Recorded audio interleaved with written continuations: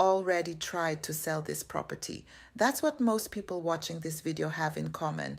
Not, I'm thinking about selling. Not, I'm getting ready to list. You've already done something, maybe more than one thing, and it didn't work. You hired someone, or you listed it yourself, or you had an offer and watched it fall apart. And now you're here searching for an answer to a question that should have been straightforward. Why won't this house sell? I want to give you a real answer to that question. Not the version you've probably already heard. Most sellers in your situation started the same way. They called an agent, or they looked one up, got a recommendation, had a conversation. The agent came out, walked the property, told them what they thought it would sell for.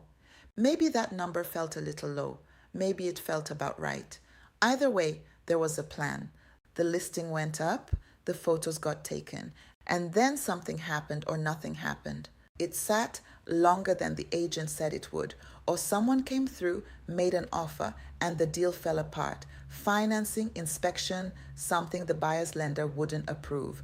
And the agent had an explanation. Price it lower, do this repair, wait for the market to shift.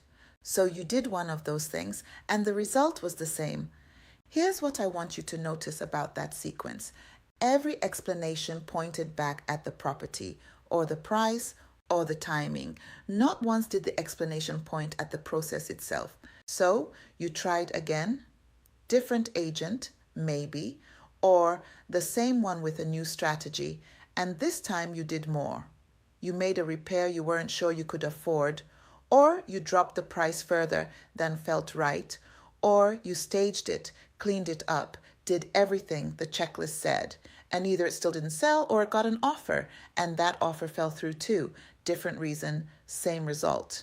There's a specific kind of exhaustion that comes from doing what you were supposed to do and watching it go nowhere. It's different from giving up. You didn't give up.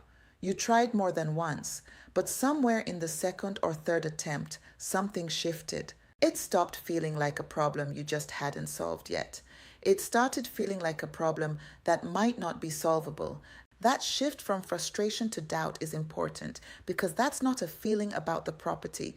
That's a feeling about the process. Every attempt costs something. The first one cost time, months on market, carrying costs running the whole time, the mental overhead of having this thing hanging.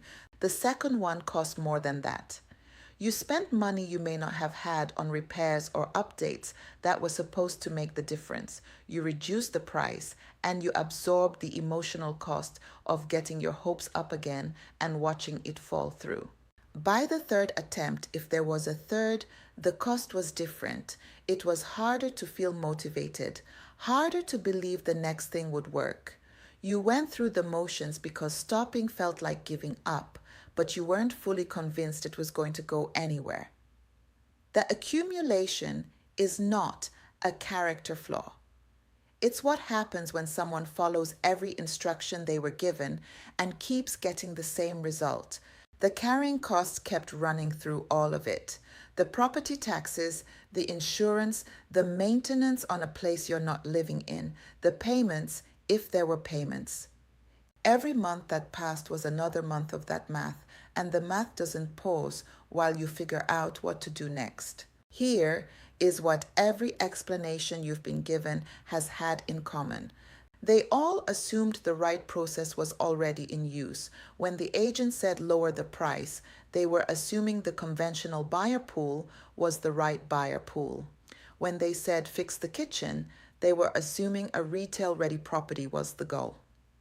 When the deal fell through at financing, that was the market telling you something specific about which buyers this property can actually close with.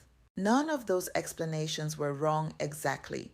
They were just working from inside a process that wasn't built for your situation.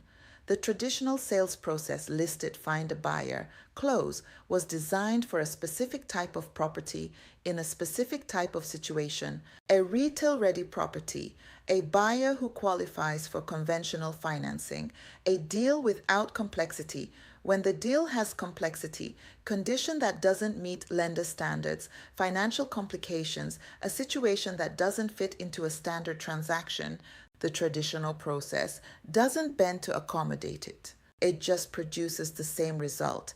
It always produces when the deal doesn't fit. It stalls, falls through, or sits. That's not a judgment on the agents you worked with. Most of them were running the process the way it's supposed to be run. The process itself was the wrong match. Which brings you to where you are now. You have a property, you've tried to move, you've spent time and money trying to move it, and you're carrying the cost of it every month. It stays stuck. The question underneath all of it, the one that's harder to answer than why won't it sell, is whether there's actually a path that was built for a situation like yours, not the path you've already tried. A different one that starts from where you actually are, with the property as it actually is in the situation you're actually in. That question doesn't have a fast answer, but it's the right question, and it's worth taking the time to find out.